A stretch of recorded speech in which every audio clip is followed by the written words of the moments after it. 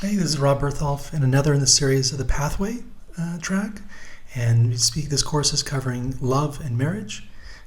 Whether I'm the best or the worst person to give this advice, for me, it's mostly nothing in here is my advice. It's just mostly just scriptures that I've found as I was researching for myself. And so I'll be covering what I'd found researching preparation for marriage, into courtship, what to think about before engagement, before marriage, and then after marriage. When we look in preparation, the pathway to marriage requires a lot of it, right? So this module, we're going to cover a few different ways of thinking. It's really a lot about mindset. The first one's going to be self-awareness. And one of the most important first steps is developing self-awareness. And self-awareness is essentially just being aware of what you're typically not aware of. So it's about thinking about the unknown of yourself, understanding how you fit into an environment, your impact on others, as well as the impact that others may have had on you. And as we think through this, I highly recommend my course on personal branding, because I have covered a lot of different areas about how to remove blind spots. And so I highly recommend that course to kind of dive deeper in this topic. But at a high level, I want to kind of start with this concept of, understanding your love language, understanding what it is that you're looking for, what your needs are. And I highly recommend this book by Gary Chapman. In this book, he kind of defines these 5 desires. And so there's physical touch, words of affirmation, acts of service, quality time, and receiving gifts. And the basic understanding is that when you know your love language, or more interesting, the love language of the person you want to interact with, you can ensure that your efforts are not wasted. So if you speak to them in a way that they value, then it's going to have a much higher impact for them. So I recommend this exercise not only for romantic relationships, but also understanding how to reward professional interactions. And again, I go much more in detail in the other course. But the takeaway is simply this. If you know what your love language is, you'll understand what you were deficient is as a child. Now, they never mention this in the book, but that's really what it comes down to. Now, this is a gross oversimplification, but what I'm trying to explore is just how impactful really our childhoods are and how we carry those, ultimately our childhood experiences, into adulthood. I recommend watching this video. It's called The Only Subject You Really Need to Study, Your Own Childhood. And in this video, you learn kind of how impactful that programming period is. And this kind of unstudied subject, being our childhood, gives us an opportunity or a way to kind of see through and give us a greater chance of living a full and engaged life, dependent on understanding what our early programming was. Now, granted, even though understanding this, taking this and healing and asking for forgiveness for things, forgiving for things, and then ultimately going to God to have Him heal us as the only source of healing. But I do believe that it's a very powerful exercise and a powerful thing to be thinking through. I use this analogy a lot, but it's this concept that, imagine humans as orbs, right? So imagine your child self as an orb, and as a child, this very young orb, it's very soft. It doesn't have a very hard outer shell. It's got very gelatinous inner filling, and other orbs can easily send spikes and wound this young orb, because these other orbs, if they say if they do an action or they say a word, it can actually wound really deep because there's no protection layer on that. Now, over time, our orb develops this thick outer layer, and then it helps fend these spikes, these attacks from other orbs. But knowing that the indentations, even from earlier wounds, still remain, and so the wounds start to scab over, but they're not really healed. And they never actually fully heal unless we forgive them out. And if we don't forgive them out, then these wounds stay with us throughout our entire life. And this allows then, these wounds, a hole, an area where there's been an indentation that we never forgave, that actually ultimately makes it easier for this type of, for another orb to wound you. Right? So the idea is, if you've never actually forgiven and never actually asked for God to really heal you in that area, another orb, another person, can actually just poke right through to a place that you've been hurt earlier. And so we often call this triggers, right? We say, oh, I'm being triggered right now. I don't know why I'm so upset about this, but I am. It's because they've reached, we say they reached a nerve, but the reason they were able to access that nerve directly is because you still have an open wound there. So now let's imagine humans as an orb, but now imagine that they also contain cylinders.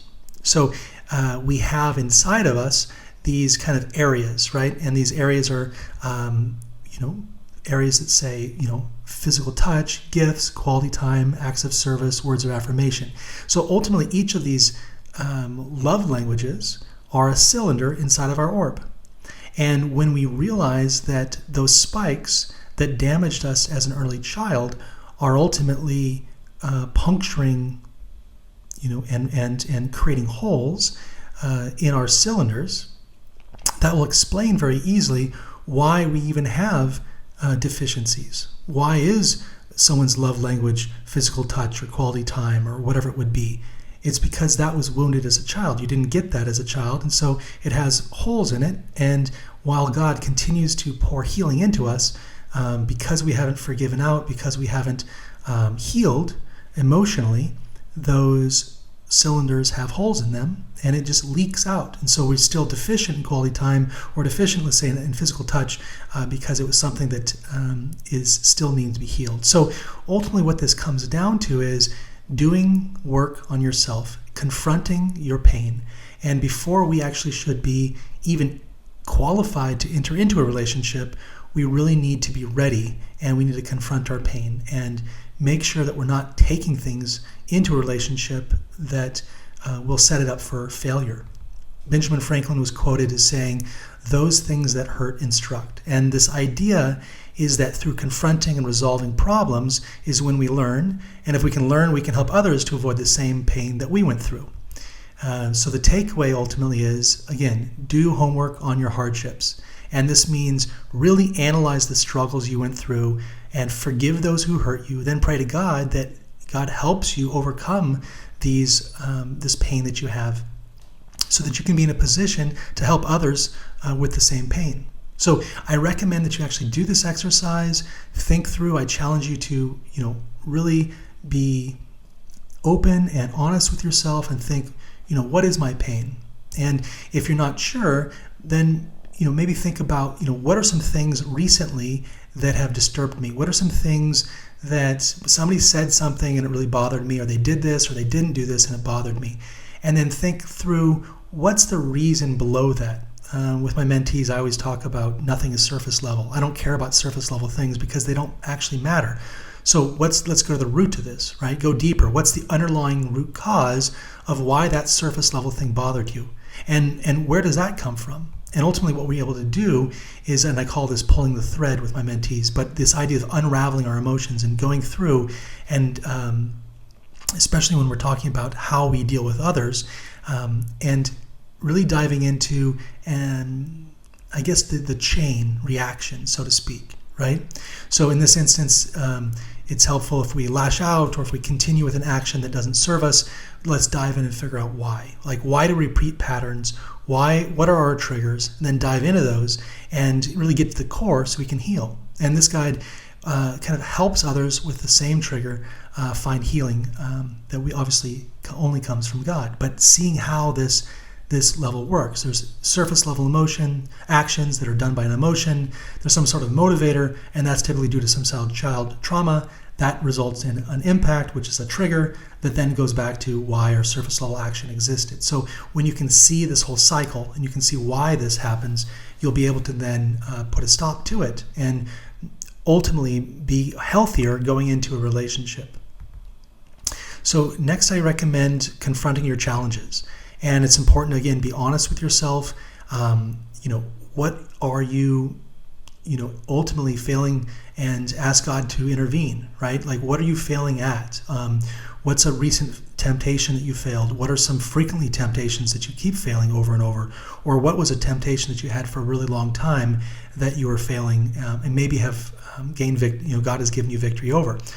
The idea here again is think about, what am I carrying into the relationship, right? Do I have problems with envy, with lying, with stealing, pornography, drugs, alcohol, gambling, whatever that vice is, even just being unhappy, right? Figure out why. And so when you then have really analyzed this and become more self-aware, and you're being honest with yourself of what baggage you're bringing into a relationship, you'll think about the things that maybe need to be resolved first. And maybe God has kept you single as an opportunity for you to get right with God and really work on these things, because they don't get easier going into a relationship. In fact, they actually get harder. So if you can heal your way through with God's help, before going into a relationship, I think you'll end up finding out that you'll have a much easier time on your side. And as later on, we'll be thinking about the same thing on the other side with your partner. But that's that idea, though, of, is there this equality? Is there a parity between you and that partner that you may be thinking of wanting to start a relationship with? And this really is the next topic, right? This leads to this idea of, what does it mean to be equally yoked? And to me, the image says it all, right? How do we move forward if our partner's given up?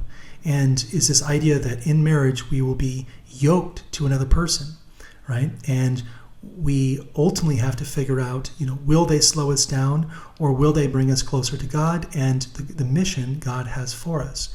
So, that said, I think that the idea of marriage is, to lift each other up when we fall down. So, if our partner falls down like that last picture, I think that's, it's normal and it's expected, but we are there to lift them up. But ultimately, it comes down to, if the core values are different and they just have no desire to be lifted up, not like a temporary struggle, not like, hey, I'm having a bad day or a bad week even, but just generally, I don't really have a desire to embody the fruits of the Spirit. So ultimately, if your core values are different, then there really is no path forward, right? Because understanding again that everything here is temporary. We're going to talk about this a lot, but we need to be thinking through the bigger vision is that we are to be co-laborers with God, and we are to be yoked with God. So if we're yoked with God and also with somebody here on earth, and that person here on earth is not yoked with God, then are we actually able to achieve what God has instructed us to achieve? Right? We're not here on earth to serve self. We're here to serve God by serving others. And so thinking through this, it's important, this is why we read in 2 Corinthians 6:14 that we're told very clearly we are not to be unequally yoked with other unbelievers. And the reason, again, is because it will stop us from the mission that God has for us. In the Spirit of Prophecy, we read, great care should be taken by Christian youth in the formation of friendships and the choice of companions. Marriage between unbelievers and believers is forbidden by God. Very clearly forbidden. So if you're not to be married, then you're not to entertain even an idea of dating somebody, right? So if we're not going to, we shouldn't even think about dating outside of our faith, because it's ultimately not going to be leading someone to God. That said, just because someone shows up to the same church as you do does not mean that you have the same values. And so it goes further than just thinking about, do we go to the same church? It's really a lot further than that. So again, thinking through our mindset, how we go into relationship, and how this can be clouded. And there's a few ways we have to be mindful of. So first, the Bible the Adventist manual tells us, and the Bible also does as well, but this idea that God intended marriage to be permanent. And the analogy is that it's like Christ's relationship with the church. It's a permanent relationship. So going into a marriage, their mindset needs to be, one, that this is a permanent venture. It's a permanent arrangement. The second is, throughout, we need to ensure that our mind is focused on the heavenly, not the earthly. We must remember that earth is just going to fade away soon, and all that will remain is eternal life. And when we look at even 100 years or even 120 years, that the longest that man can live, compared to eternity, is actually just very, very, very, very, very, very just a blip. And so this is just going to be, if we make decisions on earth that stop us from getting to heaven, that is why it's so important to pick the right partners. We remember the parable of the wise and foolish builder that we read in Matthew 7 about how one man built his house on a rock, and because it was founded on a rock, it never fell. But another founded it on the sand, and the winds and the floods came, and it just disappeared. And so this is a really kind of an analogy, Christ being the rock. So if we're not right with God, we haven't built our foundation on God, going into a relationship, we may not come out of it still founded on God. And so again, relationships with God, are individual, right? Personal connections, right? This, our partner cannot give us a relationship with God. They can't make it easier for us. They can make it easier for us to stay with God with their good habits, but ultimately we have to have a personal relationship with Jesus. So we have to ask ourselves, are we really founded on the rock? Have we connected, to God? Does God ultimately, wish for us to connect with Him more before taking on new influences? Right? I believe so. Right? We can't found our faith on our partner's faith. We must have that relationship with God directly. And sometimes we wonder why we can't find a partner, and it could just be again that we need to first firmly be planted our feet on God's as our rock, as our foundation first. And that way, when we get brought into the world, so to speak, this partner won't be able to distract us away from God. In this analogy, kind of God being the church, and we're to be married to God. And so, any earthly partner that takes us away from our mission to God is a distraction. And so we really need to be clear about going into all of this. Hebrews reminds us that this world is not our permanent home, right? We are looking forward to a home yet to come. And we need to be focused on that heavenly home. Again, all of this focus on partnerships and marriage, it's we'll get into this more in a little bit, but it's really focused around, will this allow me to, continue to focus on God, be able to achieve the mission He has for me, and can I find somebody that I'm joint in a mission with? Whenever we think about relationships, we need to make sure that we don't get lost. We have to stay focused on our purpose. We are all given a gift. And that gift is a mission. 1 Corinthians 7:7, that every man hath his proper gift from God. So what that means is that God has given us a mission, and it's important that you think and pray and actually understand what is the mission that God gave you to do. And by taking on somebody who, as a partner who maybe really wants to travel, and they want to have kids, and they want to go on all these different things, and they want to be part of the world, does that align with the mission that God gave you? And in some instances, in weird instances, it may, right? Because God has given each of us unique missions. There isn't some one size fits all. And ultimately, there's no answer to any of this other than just go to God and understand what He has to say. But reading later in 1 Corinthians in verse 32, we read that we are to attend upon the Lord without distraction, right? So we need to be fully focused, especially in this day and age. We need to be fully focused on the mission God gave us and not allow things to distract us. So the question becomes, will we be hindered by our partner and their earthly desires? What is our potential partner's focus? Is it a mission, or is it living up to the standards of the world, right? What's the most important things to them? Is it God or things of this world? If they really want to live in town, have a fancy car, and chase the cash, or are they really saying, look, mission is the most important. If we're, God will always take care of us. Let's not worry about, chasing the earthly desires. Let's be truthful, be faithful to God. That's the type of partner, ultimately, I believe, to go after. God is preparing a people. God's people must not only know His will, but they must practice it. Many will be purged out from the numbers of those who know the truth because they're not sanctified by it. This is referring to the shaking. The truth must be brought into their hearts, sanctifying and cleansing them from all earthliness and sensuality in the most private life. The soul temple must be cleansed, every secret act as if it were the presence of God and in the holy angels, as if all things are open before God, and from him nothing can be hid. God is purifying a people to have clean hands and pure hearts to stand before him in the judgment. The standard must be elevated, the imagination purified, the infatuation clustered around debasing practices must be given up, and the soul uplifted to pure thoughts and holy practices. All who stand the test and trial just before us will be partakers of the divine nature, having escaped and not participated in the corruptions that are in the world through lust.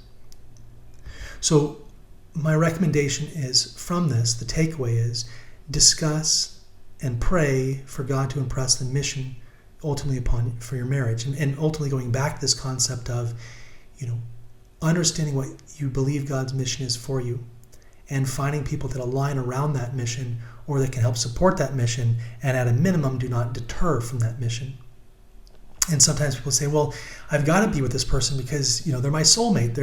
And so sometimes we get wrapped up in this temporal emotions and we use those as an excuse to focus on this life because, we found true love. But, ultimately, what is true love? And some people have, grown up watching Disney movies and believe that, Prince Charming is going to sweep them off their feet. But fairy tales don't exist. All of that is ultimately, I believe, a deception. And, look, I was raised, when I was a kid, I was a hopeless romantic. And, there still is that part in me, but that's sentimentalism. And it doesn't necessarily, you can't root yourself in that, right? Root yourself in God's plans because they're even bigger than a fairy tale. Don't just, go in with expectations of what's sold to us through the media, right? We should strive for a level-headed and practical relationships where we're paired with others that want to do the will of God. Matthew 22:30 reads that when Jesus comes, we are not to be married, right? We're not going to be married when Jesus comes. After he comes and we're resurrected, there's neither marriage nor given in marriage, right? So if this true love based on Hollywood standards was a real thing and it was of God, then there was just one person, and they're our soulmate and all this stuff, but then we would still be married in heaven with them. But it's not the case. So if we see that there is no marriage in heaven, we realize that there is no such thing as a soulmate here on earth. And ultimately it becomes much more of a practical relationships. And I'm not wanting to take the beauty of relationships away. It's more along the lines of understanding what really true love is. So true love is ultimately not a bunch of sentimentalist soulmate stuff. And while I believe God gives us beautiful emotions when you're in the right partnership that God approves of, but when we really read into it, true love is a principle, right? The Spirit of Prophecy states that true love is a high and holy principle, and that love which is awakened by impulse dies when severely tested. So if we're driven by lust, if we're driven by, sentimentalism, when that's tested, it'll actually die away. Anything that's not formed and founded on the rock will die away. We continue that love is not a strong, impetuous passion. Instead, it's calm and looks beyond the externals. Its devotion is real and abiding. If you're looking to make a decision between different partners and one of them, really does it for you and, really kind of, makes you warm inside. And the other one is you're less excited about, but it feels like, wow, you know what? Like this person's really guided by God. And I really think that we could do amazing things together.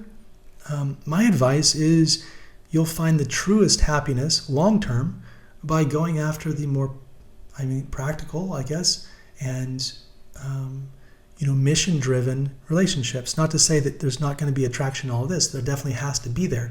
But God gives you that. God gives you that everything that you need to have a wonderful marriage. And the idea is simply that, don't chase after passions and lust, because throughout the Bible, if we are driven by lustful thoughts, then we see that there's pretty dire consequences from that. So again, pure and holy affection is not a feeling, but a principle. We read it further here. Pure love will take God into all its plans. Modesty, simplicity, sincerity, morality, and religion will characterize every step towards an allegiance in marriage. If those are not your pathways, if those are not the steps that you're looking at, and you're intrigued by somebody who's immodest, if you're intrigued by somebody who is very complicated and a lot of different things just all over the place, if you're intrigued by somebody who is insincere and doesn't take their words seriously and is just kind of joking all the time, and maybe does these kind of puts you down a little bit as a way to kind of lift themselves up, right? If they are immoral in any way, or if they're not completely devoted to God, then there's no path forward with them. Wait till they grow up or move on, but don't engage with them. Again, we must familiarize ourselves with what God describes as true love and realize that it's not passion or lust. Really think through what God's desire is in the union of a marriage. And, in early, the beginning of the world, God said, be fruitful and multiply. But is that still the message that God has for us? Is the message still, hey, get married and create a bunch of kids? Or is the message a little bit different? Do we believe that we're in the final generation is a question you need to ask yourself, and also a question that you should ask any potential partners. Make sure that you align on what age we're living in. And then maybe the question is, should we even be thinking about marriage anymore? Now, I recommend that if you haven't already, take my class on pattern matching in my theological course on pattern matching time. This one will lay out a biblical narrative that shows that we are in the 11th hour. We are literally in God's time, minutes before he leaves and comes back here. So with that, the question really comes into, understanding that we're told that there's a season for everything. And, the question is, are we past the season of marriage? Is marriage even viable anymore? And Ellen White says, she was quoted that in the last time, in the last days of world's history, which she was in her time, and then because of rejecting the message of 1888, we're now the third and fourth generation of them that hate me, and so now we're in the fifth generation, the final generation. In the last days of world history, marriage are taking place, and the Adventist Church has never forbidden marriage. So she says it's a case-by-case basis, and you need to go to the Word of God. So what does God say? Genesis 2:18, right, reads, "It is not good for man to be alone. I'll make him a helpmeet." Okay, so, one point towards marriage. Proverbs 18:22, "Whosoever findeth a wife is a good thing and obtaineth favor of the Lord." Okay, 2 points for marriage. Psalm 68:6, we read that God sets the solitary in families. So does this show that God knows that we are, social beings, and he wants to put us in places that we can be encouraged and supported? I believe so. So this could be point 3 for marriage. This also could mean, just finding communities of people that can uplift and support. And that's something I'm really interested in, is developing ultimately communities of people that can just uplift and support each other, even kind of like one big extended family. In 1 Corinthians states that marriage is a vehicle to those that have not been given the gift of celibacy, and that marriage keeps us from fornication. So it also warns in the same one that you shall have trouble in the flesh. So it warns that marriage will have new challenges. But we can still say, another point towards marriage, right? We say, earlier in Corinthians, It's a little more blunt. It's better to marry than burn. Okay, I guess that's another point for marriage. Better, this idea of if we have not been, if we're not able to overcome these desires for intimacy or desires for affection, then, it's better that we seek those in a relationship, right? In a marriage that can be sanctified, than commit fornication. So that's, again, that fifth point for marriage. Psalms 84:11 says, it actually promises us that no good thing will he keep from us. So God will not hold anything that is good from us, right? So when we look at that, we can go to Matthew now, 6:33, and see, seek ye first the kingdom of God and his righteousness, and then all these things will be added unto you. So we are to seek first the relationship of God and form a relationship with Jesus, and then, only then, we can have a relationship will be added unto us. Right? Again, it's this idea of, until we've built ourselves on the rock, how can we, add a duplex? Right? We need to be firmly on the rock first. We need to remember our purpose. We need to recognize that we are in the final generation and that we have a special role to play. Right? 1 Peter 2:9. But ye are a chosen generation, a royal priesthood, a holy nation, a peculiar people. Right? So this is kind of a point towards singleness, right? An idea that we should not let anything impact really us maintaining this state or achieving this state, right? So Psalms 119 says, with my whole heart I have sought thee, right? We're to seek after Jesus with our entire heart. And so that's another point for singleness, right? This idea that we shouldn't be focused on anything else. We're to be sober-minded. This means not completely wrapped around some girl or some boy, all you can do is think about them. No, we are to be sober-minded. We are to understand the times. We are to understand our mission. So point 3 for singleness. We must present ourselves acceptable unto God. We are to be a living sacrifice. Right? So this is an interesting statement that, our bodies need to be pure.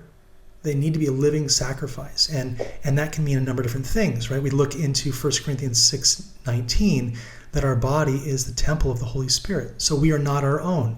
We are here for a purpose when we actually find out that God has placed us here ultimately to end this world. This generation is here to reach a state that God can leave the Holy of Holies and come to earth and claim us as his own. But we can't do that without a mediator, right? Until we reach a state of sinlessness. And that was the message in 1888. It's the message today. So if we are thinking about a relationship, it can only be along the lines, in my opinion, it must be along the lines of, am I getting a sin sobriety partner? Am I getting somebody who wants to pray for me and lift me up? Am I having somebody that I can pray for and lift up? And ultimately, do we have the same thing in mind? Or am I giving my wife to God? Is my wife giving me to God? Right? Is she pointing herself directly to God? And the man is to be the head of the household and the wife underneath him. But that doesn't stop the relationship from her. I would rather her be directly underneath God and have a direct relationship to God. I don't want to own anyone, and I think that God needs to own everyone. But it's more about for me, like a tiebreaker kind of thing. So if there's an argument, I think it goes ultimately to, to prayer. But if there is no guidance on that, it's just a tiebreaker. It should go to the man, because that whole apple thing back in the day. Anyway, actually, it wasn't even an apple. It doesn't say it was an apple. So it just fruit thing. Okay, that's somewhat joking, somewhat not. The point is this: Paul understood the mission. He remained single, and he encouraged that the unmarried and the widows also remain single, right? But that means a single-minded focus on God. If you can find the right partner, okay, if God gives you the right partner that allows you to maintain a single focus on God, then it's a blessing, right? The bigger narrative here is, if you find the right partner, you are no longer going to be able to do the will of God. If they want to spend every second with you and you guys want to just watch Netflix all day long, then ultimately it was better if you stayed single and focused on ministry. In Matthew 19:11, Jesus himself breaks the tie, right? It was marriage 4, singleness 4, and Jesus breaks the tie with, there are those who choose to live like eunuchs for the sake of the kingdom of heaven. The one who can accept this, the one who can do it, should accept it, right? So Jesus encouraged those that could remain single to remain single. And again, I believe that this is really focused around this idea of not getting wrapped into marriage. I don't think it's a rebuke of marriage by any means. God said, man should not be alone. God blesses weddings. In fact, Jesus' first miracle was at a wedding. Jesus loves weddings. I think the bigger picture here is, you've got to be really clear that when you engage in this relationship, that you're not going to be taken away from Jesus, right? Ellen White in 1885 wrote, in the age of the world, as the scenes of earth history are soon to close, we are about to enter upon a time of trouble. Such never was. The fewer marriages contracted, the better for all. That's a pretty, direct statement there. Again, going into when the time of trouble comes, if the person that you've picked out, hopefully God picked it out for you, the person that you're aligned with, if they have not given their heart to Christ, they're ultimately, going to be shaken out. And it's going to be incredibly hard for you if your partner, somebody that you really, really love, is going astray because you may just follow them. 1 Corinthians 7:32-35 says, he that is unmarried careth for the things that belong to the Lord. And ultimately is this kind of concept that if anyone that's unmarried cares for things related to God only, single-minded, single-focused. And those who are married try to kind of please each other, and they now have ultimately more complexities to deal with. Right now, you got to deal with your spouse, making sure that she's happy, and maybe that conflicts with your spiritual time. Right? Maybe they want to stay up late and goes past the time that you want to read, or maybe you want to wake up and read, and they want to wake up and just go straight into talking or play music or do the other things. Right? You need to make sure that you are completely aligned before choosing a spouse. Matthew 6:24 reminds us that we cannot serve two masters. We can't serve God and man, right? So you can't serve your husband or you can't serve your wife and God at the same time unless you choose to serve God first, both of you, and then ultimately live a kind of a path together, right? You're walking together towards God, but you're not so wrapped up into a relationship where they can pull you away from God. Now, again, this does not mean that we're destined to be lonely, right? This is just to say that marriage is not a decision of your own. You've got to go to God and see what his plan is for you.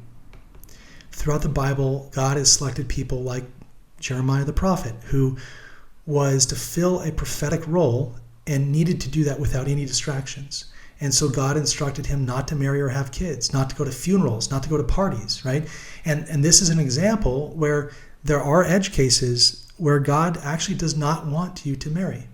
It doesn't mean everybody, right? But even Jeremiah, right, said that he believed that nothing was too hard for God. If his life was to fill a prophetic role without distractions, and he said that nothing was too hard for God. So if God has a plan for your life, he'll give you the strength and the peace to live it out. There are a number of lessons we can take from Jeremiah. One, he was chosen by God for a specific purpose, yet he looked past this world into the eternal. He accepted the role of placing God first and trusted that God was in control. And so the question becomes, do you know God's plans for you? Right? We've got to have that relationship with God first, and he will show you his plans. God loves to share his plans. Right? And so, again, if you are getting into a relationship before you know your plans, and then you find out your plans, do they actually align, and will your partner hold you back? There are some instances in the Bible where, virgins were used to give messages and prophesied through. So there again are more edge cases in the Bible where maintaining purity and not getting married and being fully devoted to God was something that God looked on and was able to use people in different roles.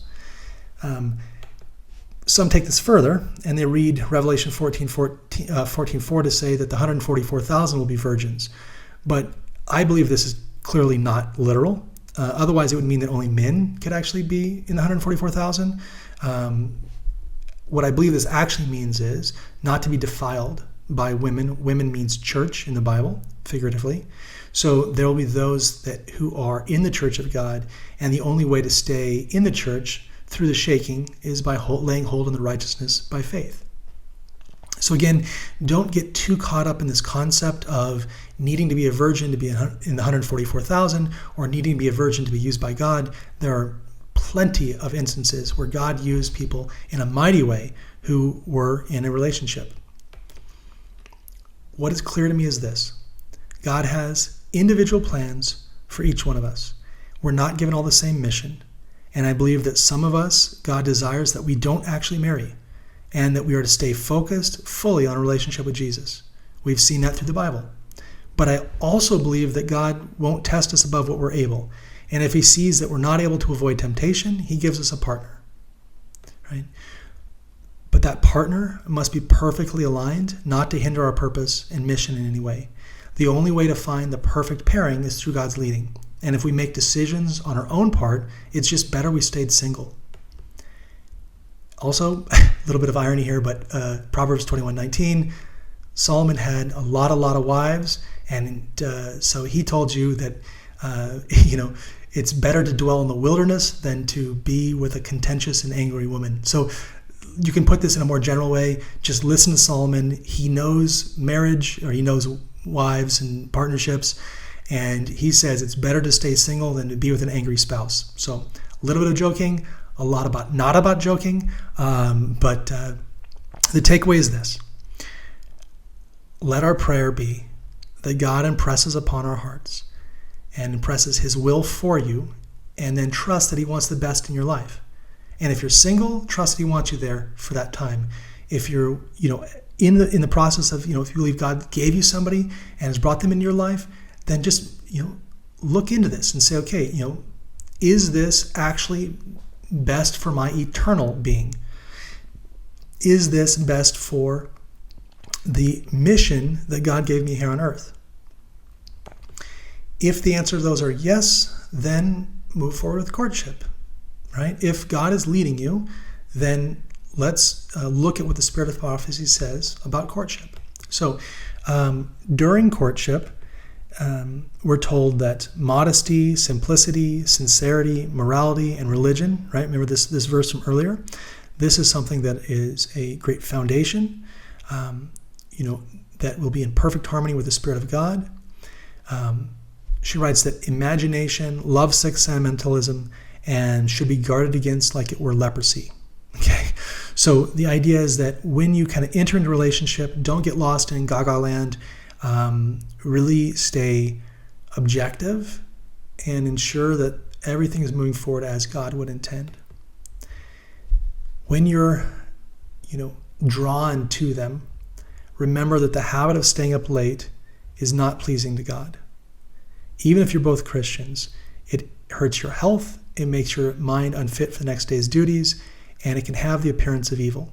So the next thing to think about also is, it reads, night after night, these young people burn the midnight oil to talk with each other. But in reference of subjects of serious and solemn interest? No, rather of frivolous things with no importance. Time is short, and we really need to make sure that our time is focused and we're not distracted by things that are irrelevant. So one of the things that I did was enacted a phone call curfew when we were apart of, hey, we're not going to talk to each other after 10 or before 5, because I just wanted to talk all night long. And then we're cautious of how much ultimately ensure we didn't have some sort of too much just babbling going on. and making sure that, is this focused conversations? Are we actually getting to know each other? Are we diving deeper than just the surface stuff? Are we actually learning about each other and taking the time to ensure that we actually know who the partner really is, versus just talk a bunch of stuff at their surface, and then you get into a relationship, you find out that they're completely not who you had in mind, that you had projected yourself on them, and instead of actually learning who they actually were. The next thing that we're warned about is maintaining individuality. Now, new couples often seek to just merge together, but the spirit of prophecy says that while you two are to blend as one, neither of you is to lose their individuality in the other. Right? God is the owner of our individuality. So I recommend going through and taking an inventory, thinking about what are the things that God's instilled in you that make you unique, right? Cross off anything that you think is not really given to you to be prepared for heavenly work, and cross off any traits that you believe are against the fruit of the Spirit. But make this list and really think about these things which you feel like that bring you closer to God. These things should not be compromised in your relationship on earth, right? So if you are generous by nature, God gave you generosity, maybe don't find somebody who completely limits your generosity or your willingness to serve or your desire, for cleanliness or whatever it is that you feel like these are good traits. See if your partner will acclimate up to that. So again, if someone's writing down like, well, I want to be independent, and I see this a lot, right? People say, well, I want to be independent, but I don't believe that independence and relationship go together, right? Find a partner that's your best friend. Otherwise, why get married, right? If you're only getting married to, just to have someone to have intercourse with and then go back and live your life again, then maybe you weren't prepared to be in a relationship in the first place. The next thing is think about what are the ways that you express the love of God through you and the creativity that God gives through you. So think about these activities, right? And maybe it's going to be like singing or being in nature or painting or whatever it is. These are traits, these are activities that you should ensure are not lost in your new partner. If you feel that singing is the thing that brings you closest to God, and then you get into a relationship and they don't like singing, then maybe that's not a good relationship to be in. You don't want to lose the gifts that God gave you is really the ultimate piece here. So again, really thinking through, are you aligned? And there's so much more to this. Honestly, like this course could have gone on indefinitely as you could dive deeper and deeper and deeper into things, understanding patterns, lifestyle patterns, etc. But ultimately, those are some things that you should be thinking about before ever thinking about moving forward. If you feel like all that aligns, before you even think about engagement, right? Now think through the next level. So one's before dating, and now before you would think about getting engaged, as you're dating somebody, think through what are the implications potentially of marrying this person. And we read that every marriage engagement should be carefully considered, for the marriage is a step taken for life. Okay. Both men and women should carefully consider whether they cleave to each other through life as long as they both shall live. So ultimately, is this something that's going to last? And is there a foundation to last? Let every step towards marriage alliance be characterized by modesty, simplicity, sincerity, and the earnest purpose to please and honor God. Marriage affects the afterlife, both in this world and the world to come. In several ways, I believe, but in the most important way right now is if you are unequally yoked and you end up loving them more than you love God, they can actually steal you from going into heaven. Jesus has purchased you with his own life, and you belong to him. Therefore, he is to be consulted on all things. We need to make sure that every step of the way, you're asking God if that's his desire for you. A sincere Christian will not advance his plans in this direction without the knowledge that God approves this course. If men and women are in the habit of praying twice a day before contemplating marriage, they should pray 4 or 5 times a day. So this idea that we need to ultimately understand the implications of marriage and then double the amount of prayer time, asking Jesus to be part of that decision. Again, when you're thinking through this, asking, is God glorified by this relationship? This needs to be at the front of our mind at all times. Those who profess to be Christians should never enter into a marriage relation until the matter has been carefully and prayerfully considered from an elevated standpoint. Okay? Sanctified principles should be the basis of every action. It's important to discuss also every privilege of the marriage relation. So this includes what are your spiritual desires, what are your emotional needs, physical expectations, and financial expectations. All of this needs to be discussed. Even the things that you kind of want to shy away from, right? Don't engage further in a relationship until you've had these tougher conversations. There are relationships that are drive you further from God if you are disaligned spiritually. There are relationships that are not fulfilling if you have an emotional disconnect. We've seen marriages be lost over no alignment on the physical expectations, and we've seen one of the largest issues with marriages is financial. And so having a very clear understanding of all these areas and setting expectations is one of the first things to think about. Expectations in everything that you do is important. So what are some expectations that came out of that previous exercise that you've done, right? What comes out of this? Are these expectations in alignment with God's will for you? Do you believe that what your partner has said is their expectations will bring you closer or further from God? Now, from there, go deeper into the small things, right?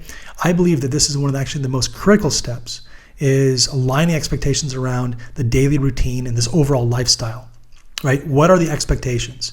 When you go to bed, when do you wake up, what do you eat? Are you in alignment with these things, right? How many times a day do you eat? What do you eat? Are you vegan? Are you vegetarian?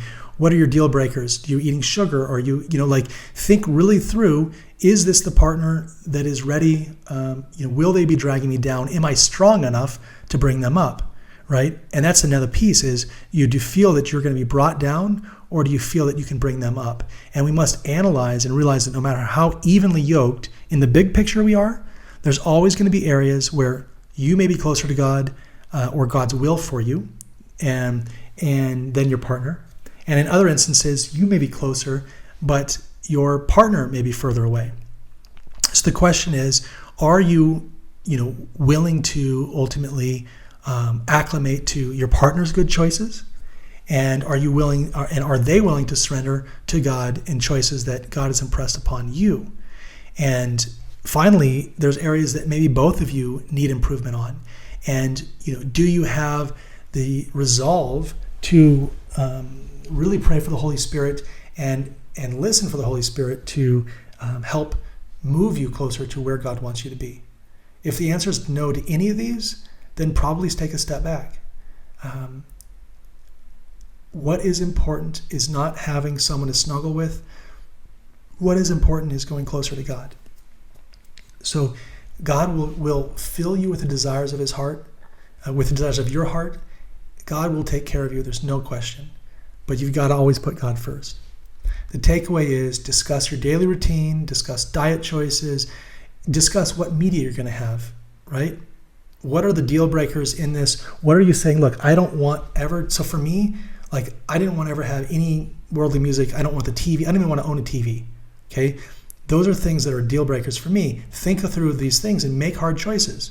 And even if you find Mr. Dreamy or Mrs. Hottie, whatever it would be, then, if they don't align with these choices that you've decided to make and a lifestyle that will point you closer to God, walk away.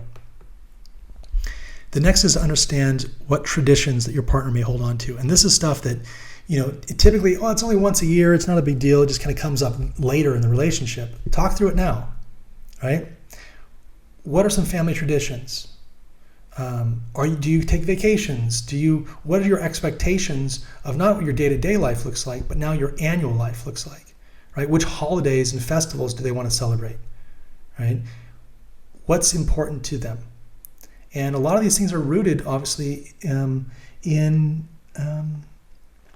tradition, right? It's rooted in, I've always did this when I was growing up, and even though it's a pagan holiday, I really like it, right?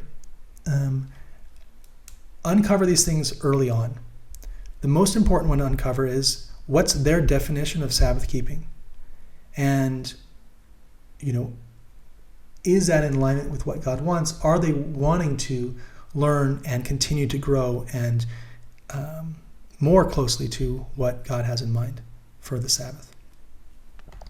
Next, think through what are the family expectations, right? So does their understanding of family align with your understanding?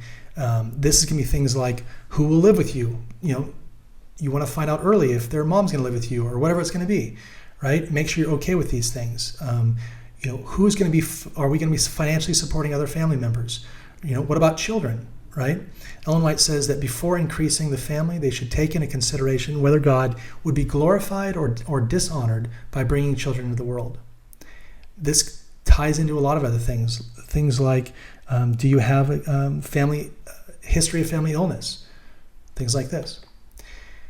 Consider whether their offspring will possess physical health and mental and moral strength, right? So again, this goes into few have moved with high motives and elevated their considerations, which they could not lightly throw off. The society had claims upon them, and the weight of their family's influence would tell in the upward and downward scale. Ultimately thinking through, are you able to make rational decisions? And then also, should you even have kids? Is it too late in the time for kids? Mark 13:17. Woe unto them that are a child and them that give suck in these days. Ultimately warns against mothers that have to care for children during the time of trouble. So again, discuss the illness in your family history. Even if it's wise to have children, what influence on your family will they have over their marriage? Oftentimes you're not just marrying them, but also their family. And do you agree on the timeline and the generation that you live in? Remember to be careful what you pray for. And this is something interesting because if you have somebody in mind, I really, really want, Mr. Dreamy, and you're praying, God, give me Mr. Dreamy. If you're doing that, God will actually give you what you ask for. And so make sure you're asking if it's your will. And say, God, I release you from anything that I've asked that is of my own lusts, and I only ask for things that are within your will, and I ask that you show me any kind of blockers or anything that's slowing down your will from being done. Again, after going through all this, figure out, are there any potential hurdles identified, any hurdles you need to overcome? It's okay to pray that God winds down a relationship gently and undoes maybe the steps that you've taken that were not fully on his ground. If it's not his will, it's better that you go back to being single in God's perfect will than continue forward and married in God's permissible will that will bring trouble later on.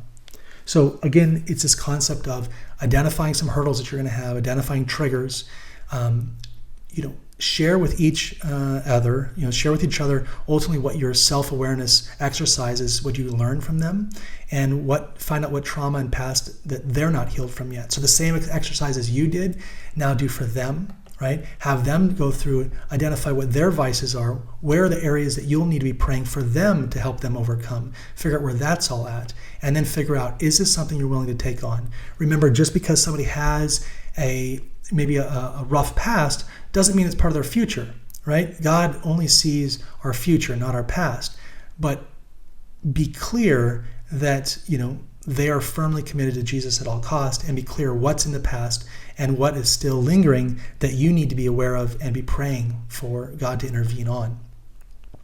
2 Corinthians 1:4, we should be comforting our partners, right? So we may be able to comfort them which are in any trouble. It's not this idea that we have to find somebody who's perfect. Just knowing that you have to find somebody who is desiring to be perfect. If everything checks out and you've prayed and God's led, then the question is, how fast should we move forward? Right? How fast can you move into marriage? And the answer is, in message to young people, the Spirit of Prophecy says, when the sacred nature and claims of marriage are understood, it will even now be approved in heaven. So this is saying that there is no timeline. If it's fully understood, then it's okay to proceed. But again, you have to go through the steps. You have to make sure God is leading. And if God is leading, then it's not like we'll have to wait 3 years, or have to wait 8 years, or 1 year, whatever it is. No, it's you're approved to move forward if you're approved to move forward. The statement is not a license to rush in, right? We shouldn't just say, okay, great. He says I can move forward. Let's just move forward and hastily. Okay. There's in the Patriarchs and Prophets, chapter 17, we talk about how in the early times, custom required, the customs of the day, right, required the bridegroom before the ratification of marriage engagement to pay a sum of money or its equivalent in property, according to the circumstances, to the father of the wife. This is regarded as a safeguard to the marriage relation. Fathers did not think it safe to trust the happiness of their daughters to men who had not made provisions for the support of a family. If they had not sufficient thrift and energy to manage a business and acquire cattle or lands, it was feared that the life would prove worthless. But provision was made to test those who had nothing to pay for a wife. They were permitted to labor for the father whose daughter they loved, the length of the time being regulated by the value of the dowry required. When the suitor was found faithful of his service and provided and proved in other aspects worthy, he obtained the daughter as his wife. Generally, the dowry which the father had received was given to her at the marriage. And in both cases of Rachel and Leah, however, Laban selfishly retained the dowry that should have been given to them. They referred to this when they said, he has sold us and devoured our money. But the big picture here is this. When the suitor was required to render service to secure a bride, a hasty marriage was prevented, and there was opportunity to test the depth of his affections, as well as his ability to provide for a family. So far everyday life is concerned, they are virtually strangers when they unite their interests at the altar. And so this is kind of an interesting takeaway here, right, of preventing hasty marriages and thinking through, can this person ultimately support you, or are you in a position to support that person? The next is, before getting married, again, thinking through this engagement period, making sure that everything is aligned, and this is going to be forming better habits. Okay, so what are the habits that you bring into a marriage, and use the opportunity before living together to purge away the behaviors that are not going to bring you closer to God. And this starts with diet. It is difficult and often well nigh impossible for one who is intemperate in diet to exercise patience and self-control. Meat excites and strengthens the lower passions. The less feverish the diet, the more easily can the passions be controlled. So if you are on a meat diet, if you're eating things that are very rich, and it actually excites the animal instincts, as they're called, inside of you, right? And so this is going to make it harder for you to, maintain boundaries during courtship, as well as, in the marriage itself. So highly recommend, and this is such a small thing, you could go on, I have a whole course just on health and happiness, but the important thing is understanding really the connection between diet and passion. So the question becomes, are you going in with a clear mind, right? Are you able to think clearly and make good decisions? And how is your lifestyle impacting your mental state? And some ways to kind of maintain clarity are simple stuff like having a tidy environment, not having a cluttered desk, not having a cluttered mind, right? Avoiding TV and music, which are going to hypnotize or distract or give you chaos. Surround yourself with plants and nature. The color green is very healing. And most importantly, go to God and pray for wisdom and clarity, because God will give you wisdom and clarity. Next, immerse yourself in nature. And even if it just means houseplants, right? They give off oxygen or calming. Take a break every hour or so and stretch, have deep breaths, then start walking every day, right? Remember that, again, positivity is a choice. We cannot control our circumstances. However, we can control our outlook. I love this concept. A pessimist is half empty, an optimist is half full, and a psalmist is overflowing.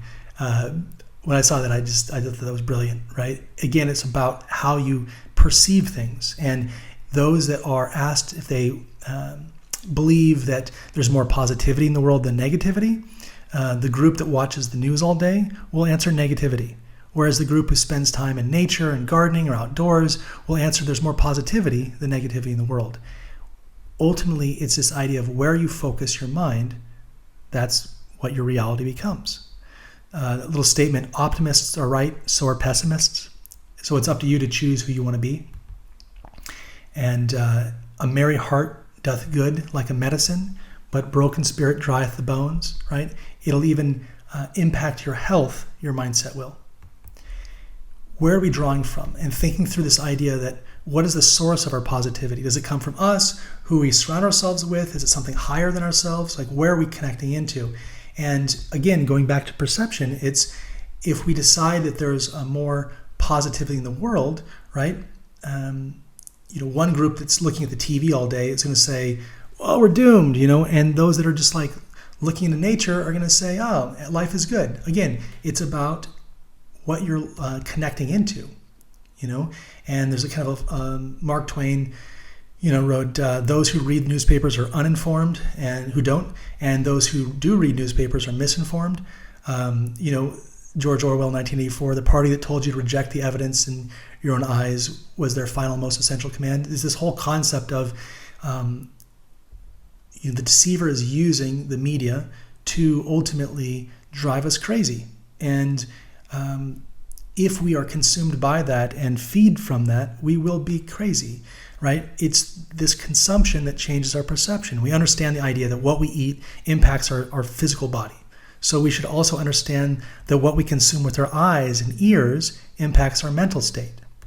And this is backed up in the Bible. I'm paraphrasing a little of 2 Corinthians 3:18, but what we put into our body becomes our body. And so we need to not consume poison through our mouth in the form of coffee, sugar, or other drugs. We need to also not consume poison through our eyes and ears in the form of TV, music, gossiping, etc. I found personally that by eliminating toxins such as drugs, alcohol, etc., stimulants like coffee, even sugar, I've had a much more even mood and been able to eliminate all the background noises like TV or media. My brain was far clearer, and my mind was much more free to elevate, versus being hypnotized. Right? I believe that eliminating sugar and dairy is a way to not only lose weight but also feel clearer and better. We need to be thinking about what we're allowing into our bodies and also finding partners that have the same understanding of what they want to bring in. We must protect ourselves against negative sights and sounds. If we are living with somebody and they're not aligned with this, we're ultimately going to be have pollution into our body that we don't really want to have. So we can, Ellen White says that we can get a good way out of the world if we choose to do so. Right? We can avoid seeing many of the evils that are multiplying so fast in these last days. We can avoid hearing much about the wickedness and crime that exists. So we're called to not consume that the world is putting out. By watching or reading about crime, it says that we break down the barriers of law and self-restraint. Okay? So if we understand what we're consuming again, right? It reads here that I feel alarmed as I witness everywhere the frivolity of young men and young women who profess to believe the truth. God does not seem to be in their thoughts. Their thoughts are filled with nonsense, and their conversation is only empty, vain talk.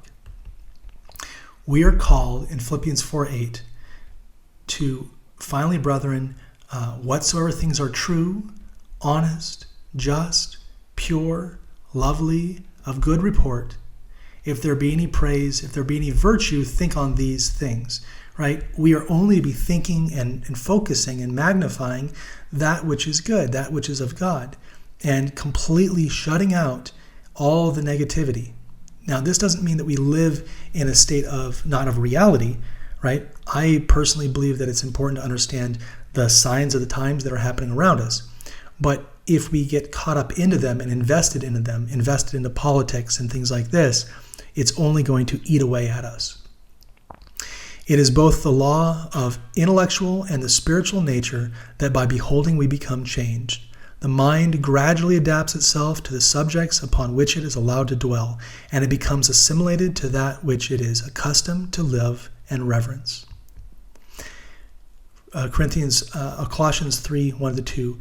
Set your minds on things above, not on things of the earth. So the takeaway here is to form healthy habits before marriage and ensure both of you agree to these long term, to avoid negativity, avoid consuming media that'll hypnotize or pervert our senses, and really just ultimately seek to do things that are in alignment with the glory of God.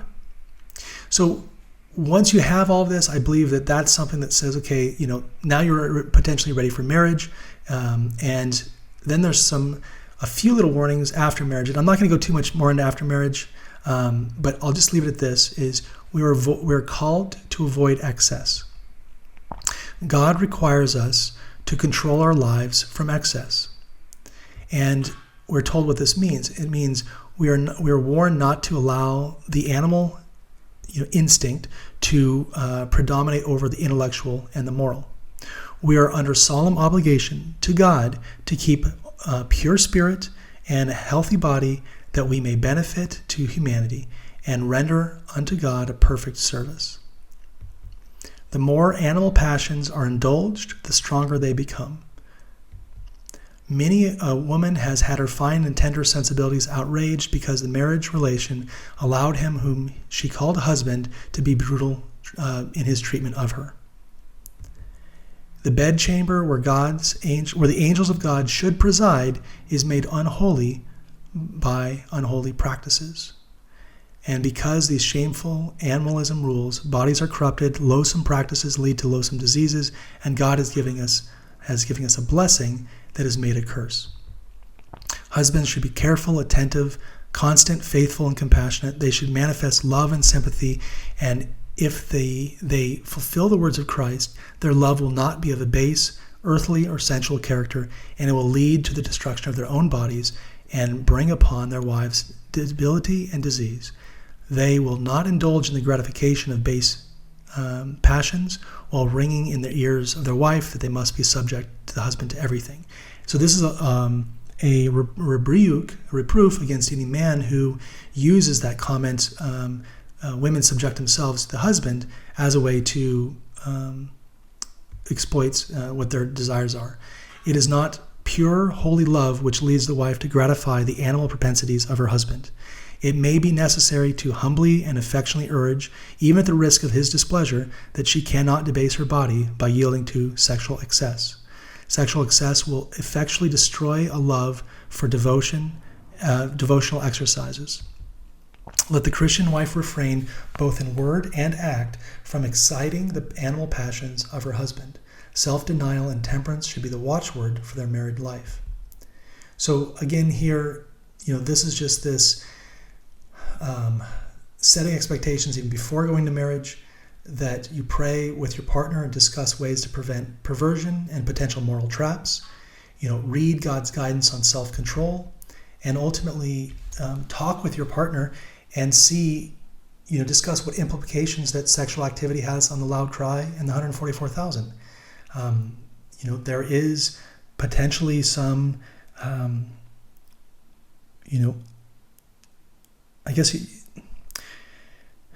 there ultimately has to look to God and see what is God's will. And if we are so consumed with the lust of this flesh, how can we actually reach a higher state? We read that there's a spiritual and a physical body. And if we want to access the spiritual body, we have to be cautious how involved we are in the physical body. So ultimately, that's kind of that in a nutshell. I hope that some of these verses were helpful. Obviously, with all of this, it's important to just go to God with this.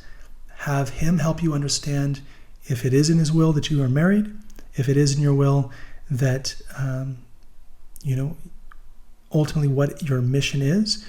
And just make sure that you don't align yourself with somebody who is going to keep you from God or keep you from your mission. I believe through my studies of the spirit of prophecy in the Bible, that's the only clause on should you get married or shouldn't you get married is, what's the implication? Will it distract you? Will it pull you away from God?